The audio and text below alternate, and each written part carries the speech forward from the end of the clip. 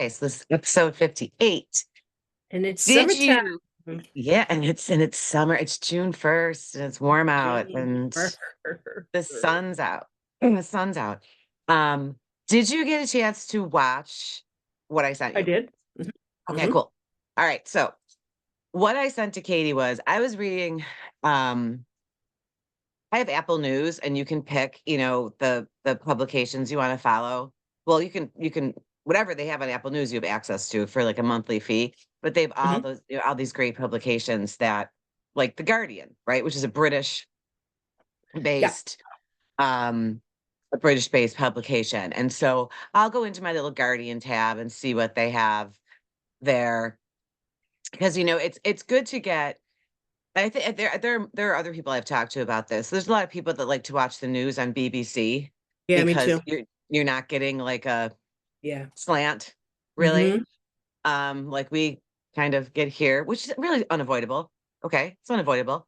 But a British reporting on American politics, it might be a little bit more objective. That's the impression I'm under. I might be wrong, but that's the But impression I'm it's kind of always been the opinion of it because it's not them living it, so they can be more, Yeah, what I I'm kind saying? of take that with anything. I Yeah, think you're going to report on something more objectively if you're not in it. Yeah. right. So I was perusing The Guardian the other day, and there was an article that I don't know why it caught my eye. It was something like, the second season of The Assembly is coming out or something. I was like, what's that? And so I clicked on it. Okay, so The Assembly is a show on a British channel. It's ITV or ITV4, those, British channels. I don't have access to that. Um, and what it is 28 neurodivergent people will interview a celebrity. And when the one that I sent to you with David Tennant, Hmm. that's not the full episode because I guess the full episodes are like 2 hours long because Wow. every person gets to ask a question. Okay. So he posted that abbreviated version, and I think they just pulled some of the questions, right? Highlight. Yeah. Hmm. The highlights. So okay, so 28 neurodivergent people interview a celebrity. Now, in the reading of this article, there are many celebrities that the show has approached to interview who have declined it Hmm. because they say to the person, the prospective, celebrity, um, you have to understand that no topics are off limits, that there's no, the questions are very unfiltered, Hmm. and that's just how it is, right? That's just how it is because of the nature of the show. And so some people decline it because they feel they that a question might come their way that They they aren't it comfortable embarrasses answering. them or don't want to Hmm. answer. And Hmm. so they had quite a few people say no. um the episodes that I'm aware of so far, David Tennant, if no one knows who David Tennant is, he's a Scottish actor. He's most known for being one of the Doctor Who's. Hmm. Um, Michael Sheen, they interviewed. He's Welsh. He's been in numerous things. They interviewed Nicola Sturgeon, who was the first minister of Scotland. So she was a politician that was on. Okay. Good for her. So the reason that that I loved this idea, Hmm. okay, in no way is this show exploitative of neurodivergent people. Like you watched it. Hmm. It is not exploiting them No. at all. I think the truly, really effective part of this show is just the directness, the directness, the asking these questions, the questions that they think of themselves because they really want to know the answer, and posing it with no artifice, no passive aggression. they don't, that those things, it's a very honest interaction I would agree. in this. Do you know what I mean? Like, Yeah. because like I don't know if it was Michael Sheen or David Tennant who said, I think it was Michael Sheen, like at the end of his, he was like, this is the best interview I've ever had. Mm-hmm. Because they're so scripted regularly. Like if they were interviewed by like, I don't know, 60 Minutes or, whatever, Oh that is yeah. all planned out beforehand. Like we're not Big time. getting we're not, when you watch like an art, like if you watch like, say, for example, um, when Leslie Stahl interviewed Trump. Well, no, he's not a good example because he goes off the grid. Any other, like, say if they were to interview like Jennifer Lopez, okay, Okay. she would have absolute creative control or whatever over every question that was asked her, the answer that she was going to give, Yep. no follow-ups. So you're not really getting this like so super authentic Right. interaction with these Sure. people. So in this show, you are, Mm-hmm. because they don't know what they're going to be asked. And some of it gets really emotional. Mm-hmm. So I loved it. And so I wanted to do, and how did you feel? Like, how did you feel about when you're watching it? I agree with you. It was not exploitive at all. Um, I think I'm still grasping the umbrella term neurodivergent. I mean, it seems Okay. like, you know, I guess maybe I have a narrow view of what that is. I Well, don't I'm not a huge fan of pop culture terms. okay. Right? So Okay. So yeah, go ahead. I can tell you this. Oh, and so one more thing I wanted to add that I thought you probably liked is at the end of every episode, They do yeah. they play a song that means something to the person they interviewed, which I thought was really cute. And so it Mhm. surprises them. You can tell like David Tennant was like, oh, like I know this song. Well, they Mhm. must do a little research, Do a right? little research. Yep. And so, okay, so what I wanted to frame this as this episode is the power of neurodivergence. Okay. Okay. And it is a blanket term. It is a blanket term. It Mhm. is okay. So this is what I have from my research, right? Okay. Neurodivergence describes when a person's brain processes. Did I hit record? Oh my God. Holy You shit. For a did. You second, I did. thought it. No, you did. Um, wouldn't that have been great? So, okay. Neurodivergence describes when a person's brain processes, learning style, and behavior differ from what is considered standard or neurotypical. Okay. It recognizes that diverse neurological development is natural and rejects the idea that there is only one normal way for a human brain to function. Wait, Eh, wait. Say that what? again.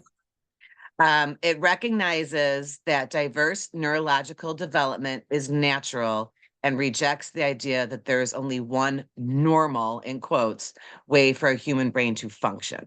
Okay, so how does that then become a noun? I'm a neurodivergent person because I think differently or I process differently. So, okay, so this is what it goes on to say. Where's the part that I want? Where's the part that, damn it, Ellen, where's the part that I want? Hold on, hold on. Okay. It's considered a broad, non medical umbrella term Hmm. describing brains that function and process information differently from a neurotypical baseline. Yeah. Okay. The following 11 variations are most commonly grouped under this umbrella. Okay. All right. Autism spectrum disorder, which, Agreed. if nobody Agreed. knows, a broad way of describing Sure. it is Not differences in that doesn't mean your brain is wrong, just does things differently. I'm in agreement. exactly right. Exactly right. Differences in social communication, sensory processing, and interaction within the environment. Yeah, It's pretty broad scale. Okay. sure. ADHD, attention deficit hyperactivity disorder. When we were Okay. growing up, it was only ADD, then it Mm-hmm. became ADHD. They added Mm-hmm. the hyperactivity. Mm-hmm. Um, Differences in attention and regulation, executive functioning, and impulse control. Mm-hmm. Okay. Dyslexia. And as we know, that is processing written language, challenges in reading, spelling, and writing. Okay. Dyspraxia, which is impacts motor coordination, physical planning, and spatial awareness, makes things like handwriting or sports challenging. Dyscalculia, which is math, Mm-hmm. having a problem processing, numbers and grasp mathematical concepts. I would not be surprised, honestly, growing up, when I always said that I hated math, it was my worst subject. I wouldn't be surprised if I had, like, if that was an element of dyscalculia, which nobody talked about that back then in Oh the 80s, gosh, no. but Yeah. I wouldn't be surprised, when you like, this is a great example when, of me being 8 or 9 and being like, and then getting into high school, forget it. And Mhm. being like, I hate math. I hate it. It didn't make any sense to me. Once you got past, addition, subtraction, multiplication, I I loved multiplication tables because they were memorized, right? But when we got into division, forget it. Mhm. Forget it. If they could have had like a table to memorize division, I'd have been You like, would have been good. woohoo, you know? But like when we got it, and that's when fractions, that's when I started to falter. Okay. Division, fractions, ratios, and then forget it when we got into algebra and it was letters and not numbers, then I was completely lost. Then it was done. Completely. And I just like muddled my way through. Don't ask me how. Well, my mother, she can hear me, made me be like in 7th grade. For 8th grade, they were like, "Do you want to be in advanced math?" I don't know. I don't know why. I don't know why. And she was like, "Yes." So I never actually took 8th grade math because in 8th grade, we took 9th grade math. And then I found myself in this vicious cycle where I was 1 grade ahead in math and not knowing what I was doing, but Yikes. passing, but passing. So then it started all over again the next year when But I'd not be like, "Oh, learning anything. oh, it Just, yeah. was horrible." It gave me so much stress. Like, Yeah. I'm not even kidding you. Okay. Dysgraphia, affecting physical active writing and the ability to express thoughts in written form. Sensory processing disorder, difficulty receiving and responding to information from the senses. Um, you could be overly sensitive to sounds, lights, or textures. Mm-hmm. Tourette syndrome, Mm-hmm. characterized by involuntary repetitive movements and vocalizations. Mm-hmm. Obsessive compulsive disorder, uncontrollable recurring thoughts and behaviors. An individual feels the urge to repeat. I don't know if I'm going to be able to pronounce this one. Synesthesia, a perceptual phenomenon where the stimulation of one sense automatically and involuntarily triggers an experience in another. I have So that. really, so Yeah. Yeah. hearing a sound could trigger you. So what it is, I have it Yeah. in one particular area. Okay. And it's when I'm, starting to fall asleep. If I hear a loud sound, Yeah. I get flashes of lights. So that's what it is. Really. Mm-hmm. See, I Yeah. find that fascinating. It's just the I way the do. body's wired. Yeah. Yeah.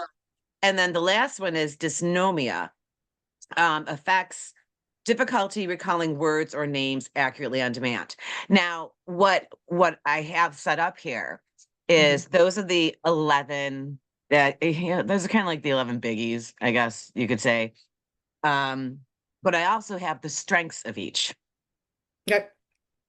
because this is, I don't think it's as much as it we've had such really a short documented history with neurodivergence, because in the sense that I remember when I was in grade school, say 4th, 5th grade, and you had the one kid in your class who was hyper, remember? And they'd be like, "Oh, he's just hyper," Yep. or acting out, or Mm-hmm. he's just a brat, or she's just a brat.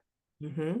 And that was before ADHD was really recognized and stuff like that. So this kid who couldn't sit still Mm-hmm. or couldn't focus or couldn't or had what they now call task paralysis, right? Too many Mhm. directions coming at you at one time, you don't even know where to start. Mhm. Um, and I have experience with this with one of my children, right? Mhm. So, and I'm happy to say that it's not it's not a death sentence, my friends. It Yeah. is absolutely not. Mhm. But so, if we like, when I say like documented written history, like, back when I was in second grade or third grade or fourth grade, there probably wasn't a committee on special ed. There Yeah. probably weren't No, 504s and IEPs. And, I don't think special ed, I'm sure it existed, but not as it exists not like it now, is now. No, yeah. not like it is now, with having their own departments, right? The support in the classroom that there is now, Yeah, the that aide in the resources, classroom, sure. the resources that are available. Mhm. And now I'm just kind of talking about when kids are younger. But now there are healthy number of resources available for adults, Oh, sure. and there are communities, and there are, support groups, and there are, and the thing that we need to get away from, and this is, I don't know, I guess this is always going to exist on some level, is stigma. Mhm. Right? Is stigma. And we know, there still exists stigma, for mental health issues. Yeah. There exists stigma for, these issues.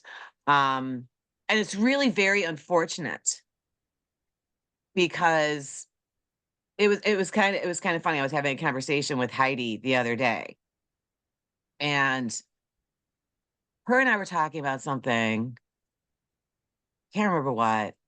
And and I said to her, I go, "Well, I think we're all on the spectrum in some way, somewhere." Mhm. And she says, she was, "I know I am," Mhm. right? And that should not be looked at as a weakness. I agree. Yeah. It should not be. Okay, so somebody out there tell me what a totally normal brain looks like, because I'd really love to know. Who are we holding up as our example That's a of a great totally normal brain? that's a great Who? question. Mhm. Right? Think about it. Think about it. Okay. So, it really, like, big world picture. Mhm. Do you like that I'm letting my gray grow in? Look at that shininess. Isn't it cool? It is cool. I love it. I love it. Um, but think about this in a way more broad term, or Okay. broad way. Okay. Mhm. There are people who are, I mean, there are people who are in the corporate world and Mhm. work corporate jobs. There are people who became musicians. There are Mhm. people who became actors. Mhm. There are people who are nuclear physicists. Yeah. There are people who are, chess geniuses. There are people. Yes. That's all brains working differently. Yes, they are. That is what that Thank is. God we have different brains in the world because we need different things to be accomplished. That is such a good way to put it, right? Mhm. We Yeah. need people to figure out, nuclear fission, just like we need people to entertain, right? We For need the all of it. we Yeah. need all of it. And you can't have all of it if every brain works the same. Yeah. It would never Diversity. happen, Yeah. right? It would never happen. So you need the people.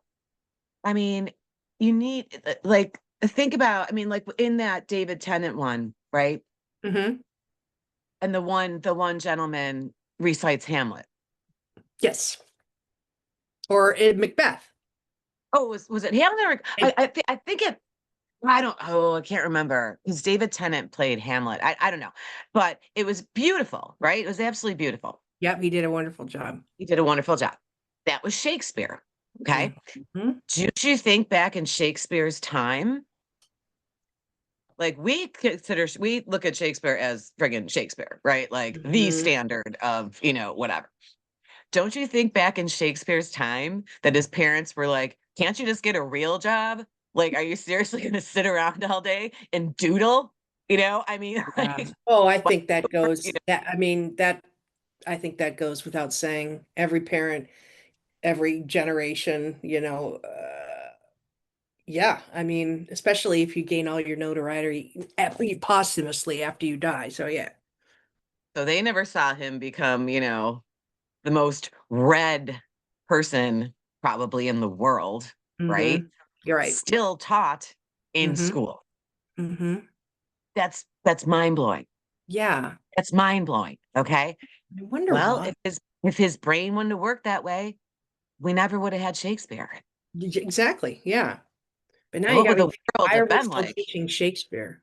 Why doesn't our reading list change? There's been so many amazing authors in the last 100 years. Why are we still There's been li- some changes. I noticed when I Yeah. when I was teaching in the classroom, Okay.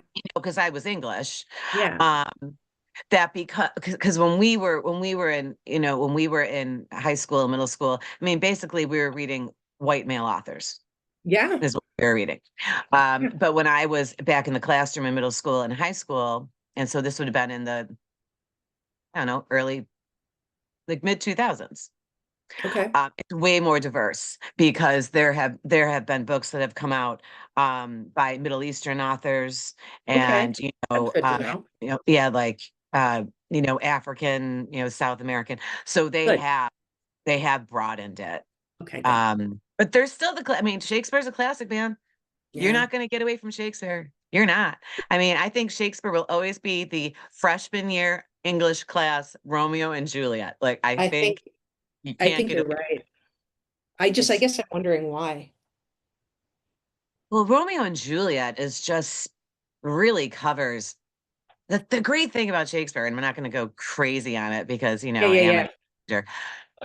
His plays or even his sonnets were able to almost encompass every aspect of the human condition, Oh. right? Love, Okay. hate, jealousy, revenge. Like he really was able to write it all in there. That's why I think he endures. Well, And why do also you because think, yeah, that makes a lot of sense, but why do you think that we are still teaching him, especially with a language that is very difficult, for people to process, normal brains, if you want to call it that. normal And brain. and what is the value of being able to interpret Shakespeare's language now in the real world? I don't know. Hmm. I don't know. It's also amazing how often he is a reference in Jeopardy. I'm not even kidding. It's not at all what I thought you were gonna say. You But said right, that with such a deadpan once again. Great. Okay. All right. Good to right. But and how many of his classics have been remade into contemporary, They do. right, Yeah. stories, right? Yeah. That's why I think. But back to um okay, so this is my whole point, and this is really one I want to kind of like drive home. Okay. Um what I don't necessarily consider myself like, some like neurodivergent, like trailblazing whatever. Um, but what I don't like to see, and you do see it sometimes, Hmm. are kids or teens or adults being discounted Hmm. because they will they'll self-identify. Well, I'm autistic. And you know that a lot of people's who don't have experience with it or who don't have someone in their family that, has one of the 11 or whatever, that really their initial knee-jerk reaction is kind of like, oh, they're going to have a tough life. Oh, I see what you're saying. You Hmm. know what I mean? Like, Seeing it. oh, Yep. that's a long road. That's a long, hard road. Oh, So this is relevant. So I have a female client that, a spouse really, who came in to see me initially about some challenges with her son in school. Now, the more we started to talk about him, the more I didn't see these as challenges, really. I just saw that maybe he was a square peg in a round hole, right? And so the more we started to discover him, the more we started to talk about her and her process. And I would absolutely put her on the spectrum. Um, and what happened was this amazing thing. So I have great fondness for, let's talk about the spectrum of autism for a second, Okay. because there is a practicality and a gift in that kind of mind that is so profoundly misunderstood. Yeah. So, for example, this woman, and I'll never forget because I think I gave her this moment. I just said, nothing's wrong with you. You know, she grew up being, oh, go outside, make friends. She wanted to stay home and read books. Oh, go talk to people, you know. Um, oh, you should be nicer. You shouldn't say the things that just come into your head. So these are the messages she got all growing up, right? Right. And so she spent her adult life really naturally finding all these ways to acclimate to Right. the real world, right? She Right. could, she understood she didn't naturally have empathy or cry at things. She understood that people often just get in the way. And if we have a task to complete, we need to not be so concerned about our feelings. So she learned how to kind of fake it so Right. she could get through and get the task completed. So that's just a blip of some of the realizations she was having. But the moment I still remember, I, you know, I've got individuals in my family that are profoundly brilliant and Mhm. probably a little on the spectrum. And I adore them and I need their insight because I'm the opposite. I'm just totally in everything. So when I told this woman, you know, I said, look, I have personal connection with folks the way your brain works, and we need you. There's nothing wrong with you. Right. You don't, there's absolutely nothing wrong with There's you. nothing wrong. How can Yeah. it be wrong? How can it be wrong? Yeah. Right? Like, um, I may But not be able I to think the reframe is that people, she spent her whole life with people trying to change her change because they her. were under the impression hard road, right? It's going to be Right. Right. tough for you like this, instead of just honing in on her strengths and showing her how to trust them and use them. So yeah. Right. Mhm. Right. Right. That's the whole thing. Um, and I fully accepted my lack of skill at math years ago. And Mhm. I say quite often, it's one of my best jokes that I have. I say, I'm like, if God would have given me the skill to do math, he didn't give it to me because he knew I'd be too powerful then. So Yeah, I got to that's be what bad at something. I got to be bad at something. gotta be bad at something, right? Something's got to humble me. And for That's me, right. and that's sitting in front of a chalkboard with a lot of X's and O's. And yeah, there you Absolutely. So the strengths of each one, go. because Hmm. these aren't weaknesses, Hmm. they're differences. Hmm. That's what they are. Yep, So absolutely. autism spectrum disorder, the strengths are strong pattern recognition, deep focus on passionate interests, and keen Yep. attention to detail. Yep. Okay. Hmm. Some of us do not have that. Hmm. So ADHD, the strengths are high creativity, the Hmm. ability to hyper focus, Hmm. quick thinking, and fast pace or crisis situations. That I is believe true. that. Hmm. Dyslexia, which is the processing written language, challenges with reading and writing, strong spatial reasoning, big picture and three-dimensional thinking, and high creativity. Nice. Dyspraxia, high empathy, outside the box problem solving, and great determination. What's dyspraxia again? That is, it impacts motor coordination, physical Or planning, okay. and spatial awareness. Okay. Dyscalculia, which is the math one, strong verbal communication skills, strategic thinking, and creative aptitude. So Right. I do think I'm very verbal. Let's put it that way. I think a lot of people would agree with it. I think a lot of people who know me would agree with that. Dysgraphia, which is the one that affects the physical act of writing or the ability to express thoughts in written form. Mhm. Excellent verbal storytelling, highly creative visual thinking. These also sound like it's interesting. Yes, these are their strengths, but it's also the way they have accommodated for, whatever these challenges are. They found these other ways around it, which give them these extra skills in these areas. Yeah. Yeah. Sensory processing disorder, which is the being overly sensitive to specific sounds, lights, or textures. Yeah. Deep environmental awareness and strong intuition. Yeah. Makes sense. Okay, Tourette's syndrome, strengths, heightened awareness of bodily sensations, and often an exceptional ability to hyperfocus. Hmm. You should tell my son with Tourette's syndrome that he should get hyperfocused.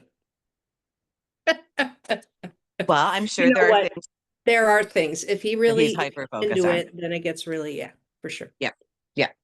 Okay, obsessive compulsive disorder, strengths, intense meticulousness, Mm. extreme thoroughness, and strong organizational habits. Yep, absolutely. Sure.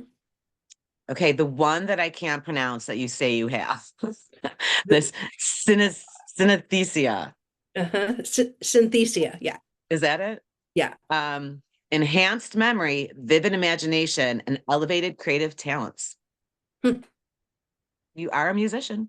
Yeah, I don't know much about it. I know that it's just been such a part of my life, and then I don't remember who named it for me, and I was like, yeah. Interesting. Dysnomia, which is difficulty recalling words or names accurately on demand. Strong conceptual and association skills, often leading to a very descriptive and expressive language. Interesting. Okay. See, so those are all good things, Hmm. right? I guess I was just so like, I don't know, like moved by this show. Hmm. Um, I think it's an amazing idea, you know. I could see how some people would watch it. Well, not that they would actually, but I could see how some people would be like, "Oh, they're treating these people as a novelty, like this isn't right or whatever."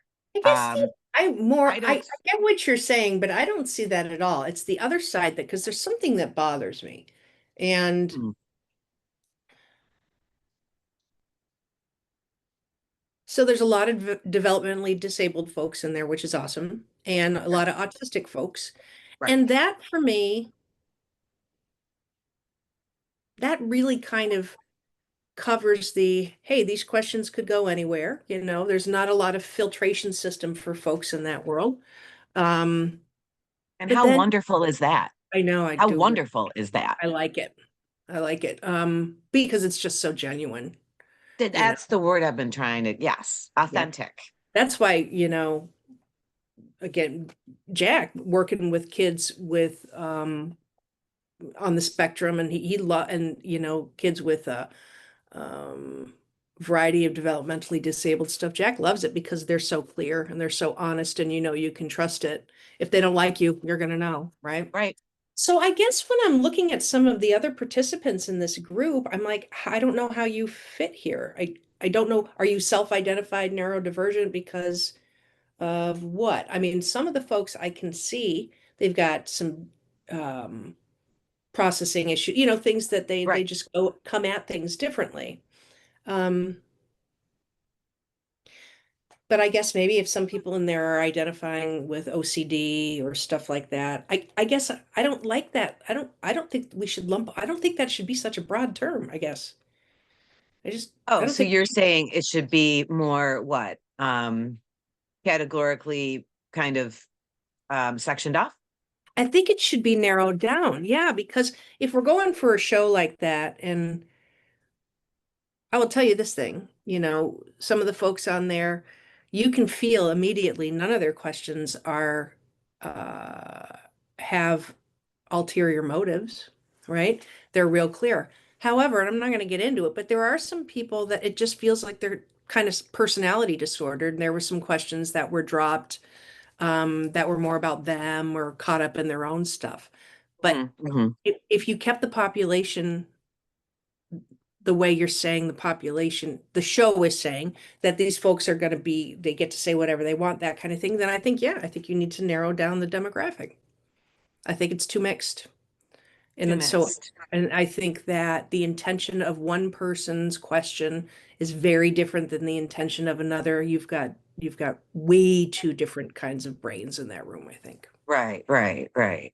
Yeah. And and 28 seems a little overwhelming. A lot of people. Yeah. That's a lot of people. Um, I mean, I don't know like how it was formed at its Yeah, inception. right. Do you know what I mean? Did people call, write in Right. and ask if they could be a part of it? I don't know either. If they're I have no, handpicked, who knows? I mean, I I don't know. don't know. I don't know. Um, but my whole point with it was, you know, that I just think it's like it's a great concept for people to see um well, to see them being celebrated, right? Like they have Mhm. their own show, Yep. and it's funny in this article, because it's been on for a little while in Great Britain. I don't know if like how long the first season was or whatever, but they have been, as a group, they've been invited to like award shows and stuff. Just to be in the audience, Yeah. and now they're being recognized by people. So it's the So like same group of so people. they're It's the becoming like same group of people it's the for same every group. episode. Oh, It's the interesting. same group.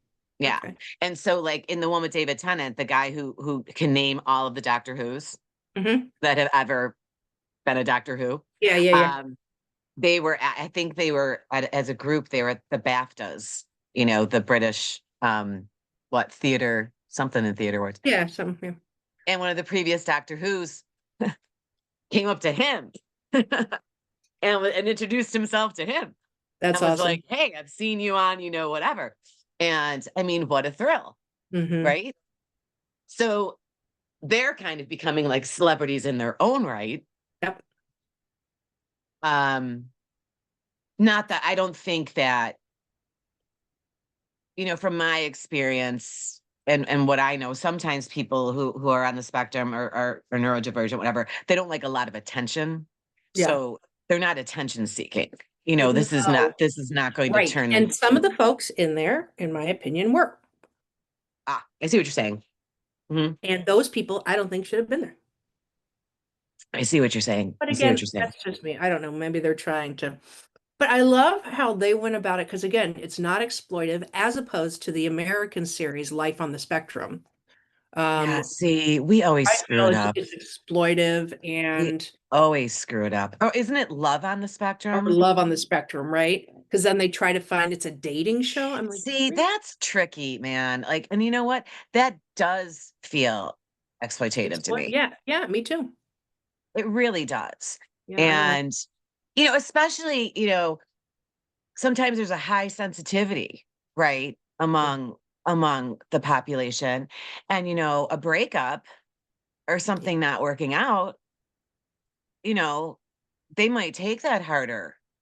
Yes. And I just think you're fucking with people's lives when you do stuff like that. I mean, Me too. I think it's a horrible idea. Yep. Um, Me too.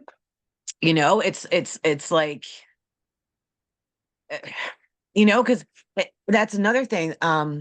Another strength probably of some of these that we named is, feeling things more intensely, Yeah.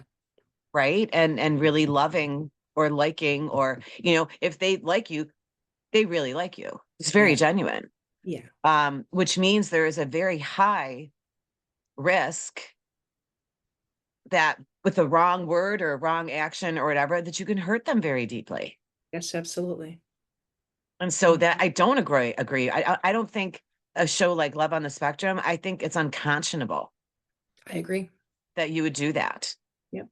for ratings, Hmm. and popularity. And, there's a lot of stuff that comes across like my news feed that I don't even bother with. And, it'll be something like, are so and so and so from Love on the Spectrum still together?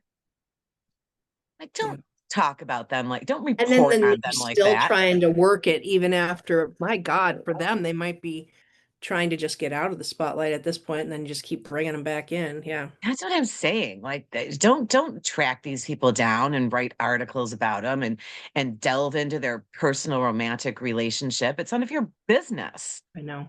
It's none of your business. And so, yeah, that angers me. Actually, Well, I that really just don't does. think, I It feel the angers me. same way. Yeah, I mean, again, it's just about ratings. Yeah.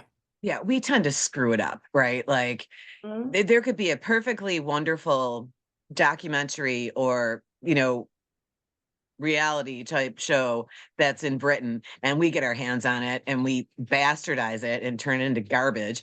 And then all that happens is there's one article after another in People, Yeah. like, I don't mean to disparage People so much, but they really need to up their journalistic Oh quality. man, they're like I the mean, come old on. school Inquirer now. People magazine used to be the one you went to get the information. Now it's just gossip. Yeah. Right? Like, Yeah. if I have to see one more headline about a Mormon wife, I'm gonna off myself. I mean, honestly. But so that's why I wanted to talk about this book because, oh, and I also wanted to mention, Mhm. and I would like your thoughts on this because I'm going to talk about the pendulum swinging the other way. Mhm. There's now articles say, that autism and ADHD are overdiagnosed. They're Well, finding it's being it is. overdiagnosed. It is. It is. Okay, so any diagnosis that is, well, let me talk about ADHD for a minute. So Okay. ADHD is in the DSM. Okay, so Right. now mental health practitioner And the cannot DSM is the diagnostic here. just Oh, so I got everybody knows. and statistical manual of mental disorders. There you go, the Bible. That's the five, and there's a It's the new Bible, version of it. of course. Now, a mental health person cannot diagnose someone with autism. Okay. Okay, so that is diagnosed by a neurologist. Okay. All Okay, right. so that Didn't is know that. seen as a Didn't know that. neurological disorder, very like Tourette's. Mental health Okay. professional cannot diagnose someone with Tourette's. So Okay. all these things that you listed, those diagnoses, the even the one that I have pieces of, that's not a mental health, that's a neurological thing. And yet that list for neurodivergence, and maybe this is why it rubs me the wrong way, is intermingling mental health conditions, Okay. okay, like obsessive compulsive disorder, which is actually Right. based in generalized anxiety disorder.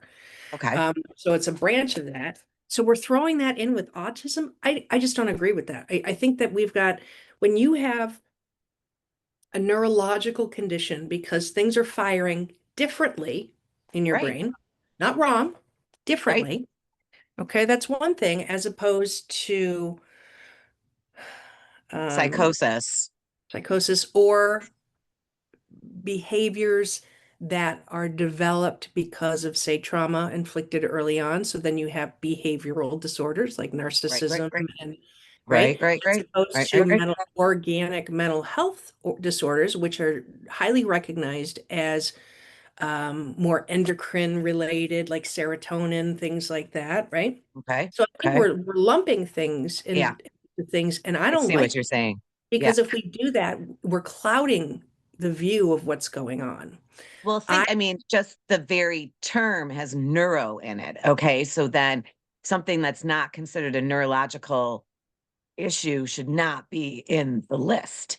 So what you really what you're really saying is that you want the definition of neurodivergence to be sharpened, Yes, I like want it to to be reflect more, yeah. neuro issues, Right, neurological issues. right, My right. son, Jack has now, do neurological issues go hand in hand with some behavioral things? Absolutely. Yeah, So Tourette's is also known to come with ADHD and anxiety and stuff.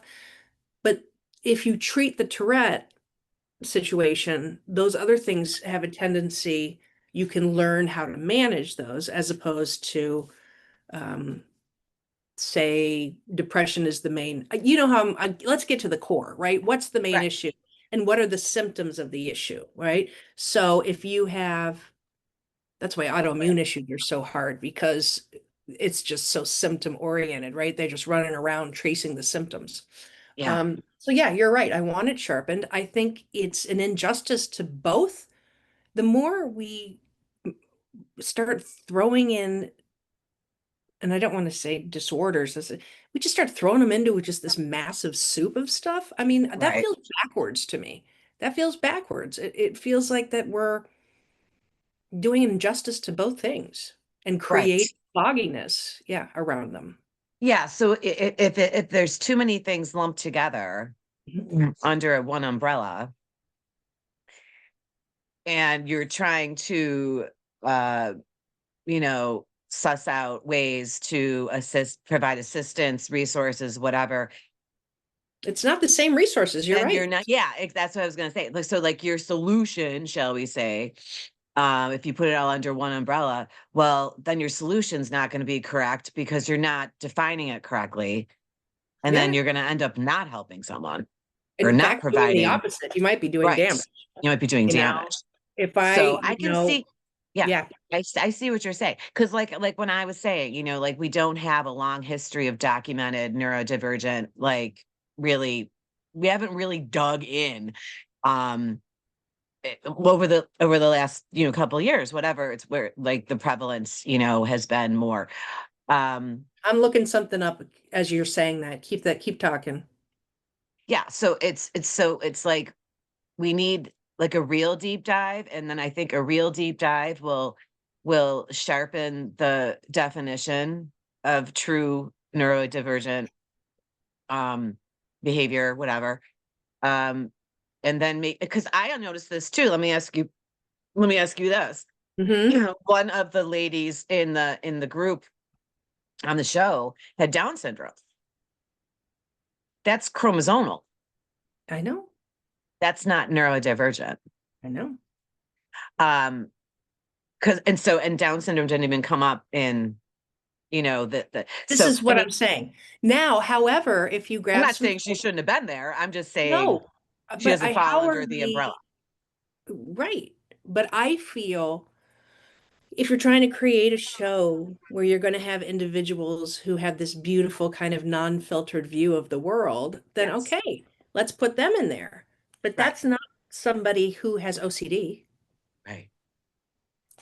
Right. Yeah. No? You know what we do? That's another thing. And I think that we're going to get to this point one day because, you talking about, neurological disorders, autoimmune, Mhm.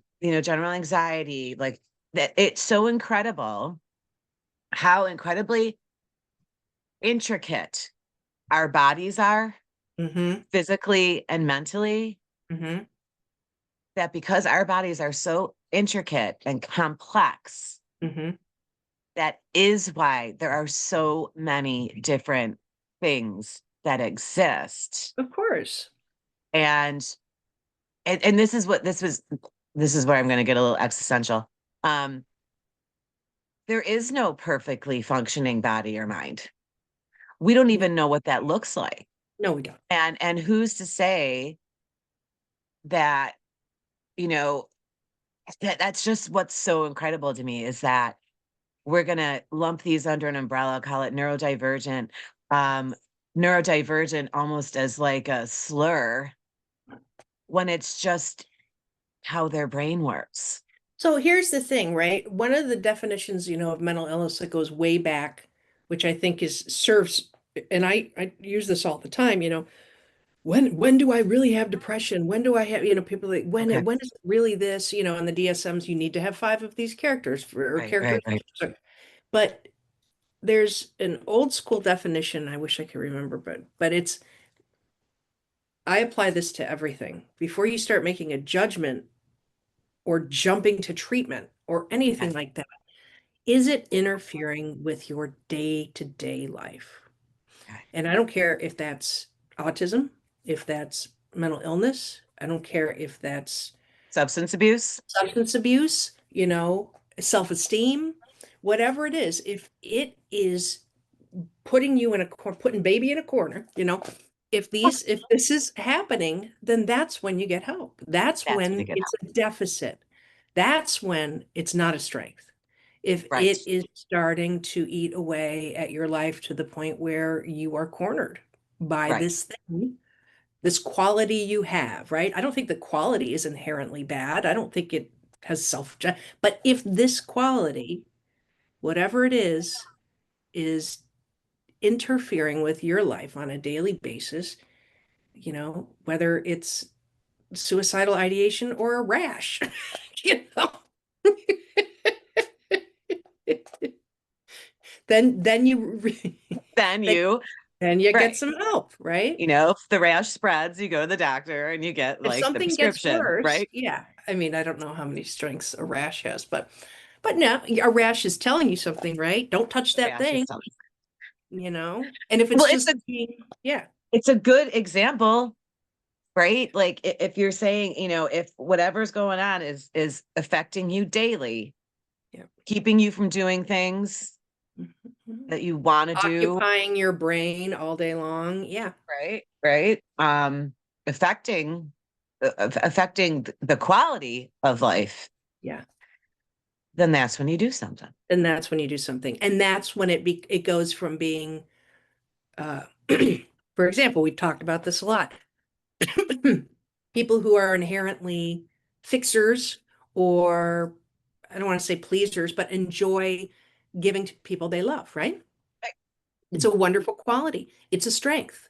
It's Yeah, something people love about you until all of a sudden it's all about that other person. And now you can't think about anything other than doing that for that person because nothing makes you feel better. And now it's become this twisted, weird thing. Now it's not a strength anymore. right, Right? right. Now it's a deficit. Now it's doing Now harm. steps up. Right. Yeah. Yeah. Yeah. I think that's a great point. And I do think more research needs to be done. I do think, you know, to really nail it down. But I also, God bless the people that go into these fields Mm-hmm. to, provide support. Yep. Yep. It's such a like, it makes me emotional. What is this? But well, because I was, how my good friend lives next door to me, Mm-hmm. and her brother was in town, and and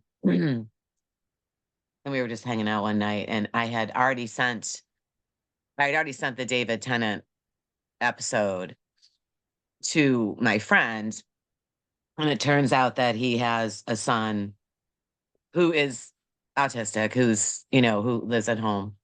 I think he's 24, Mm-hmm. maybe. And so I'd sent it to her, but she hadn't forwarded it to him. And that night we were talking about it. And of course I got got emotional. And so and I kind of like teared up. And my friend was like, "Oh, Ellen." Like everybody looks at me like I'm a lunatic. But like those things, okay, when I say I get emotional, it's not pity. That's not why I Oh get no, emotional. you are so moved by humanity, Ellen. It's just humanity moves you on a core Yeah. level. Yeah, it really does. When you see the Kind of goodness out in of control. it's And you know okay. what? One of my favorite stories, and I will get through this. So I had a neighbor years ago when my boys were very young, who was the art director at Fisher Price. Okay. And so each one of my kids has been photographed and is on a box somewhere for Yeah. something. I think Peter's still on a stroller box. Like, I don't know. So each one of them um, was like a baby model. You know, Mhm. like you don't get paid or anything. It's just something fun to do. Yeah. And the one time I went, I think it was Peter. I think it was Peter I was taking. Maybe I was pregnant with Ian. No, it must have been Ian. I don't remember. And my dad went with me. So this is how far back we're going because my dad died in 2015. And Mhm. so we went and you go to like this waiting area that's like totally kid focused, right? Like little tables and chairs and like, blocks and like stuff everywhere. And they Mhm. have pictures. They have blown up pictures of um Models. previous models. Yeah. And so the one had Down syndrome. Mhm. And my dad, and he was so wonderful. Um, he looked at the picture of her Mhm. and he started crying. Yeah. And he said, okay, got to get it under control. He said, isn't she beautiful?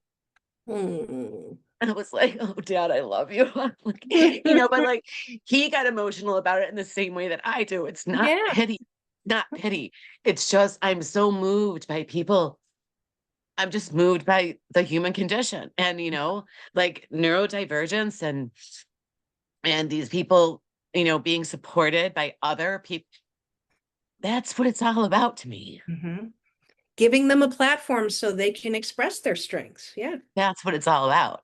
Yeah. And I don't know. That's just, it Yeah. makes me, or I'm in a total hormonal tornado and, It could be both. whatever.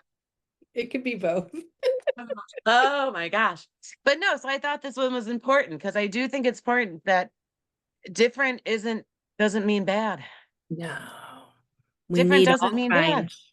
We need all kinds. Because God knows I'm not doing rocket science or surgery. Thank goodness I have a calculator on my And you're not phone doing because math. otherwise, No. I only otherwise do I'd be math in the lost. privacy of my own head. I don't say it out loud. It's like, thank God the learning platform that I teach on calculates my grades for me and weights everything. I could Yeah, never I know. do that. Yeah. There's It certain would, things I feel like really savant about math, like percentages just lock in, things like that. But then that's it. And then it's either that crystal clear for me or zero. Or I got nothing. no, it Yeah. twists my brain in a way that I just don't like. So I let technology take care of it for me. Thank All God for right. technology.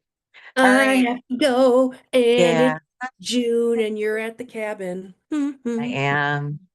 I am Or the here. cottage. I mean, Yeah, I think when it's like a lakeside beachy thing, it's a cottage. And when it's like a a foresty, woodsy woodsy thing, it's thing, a then it's a cabin. cabin. Yeah, I think that's the rule. I don't know. I'm just I glad I'm think here. that's written. That's written, yep, It's written somewhere. somewhere. I mean, you can't have one of those things that say, um, wine by the lake o'clock at a cat, in the woods. You can't, whatever. All those stupid things that are out there Those for things. people. Tell your mom I say goodbye. I will. She went to the nursery to buy flowers that she's gonna make me plant when she gets back. I'm Sounds pretty sure. wonderful. It'll be more like we need to do this. Oh, And then I'll be and you'll be doing it. absolutely. All Bye. right. Bye. Have a great day. You too.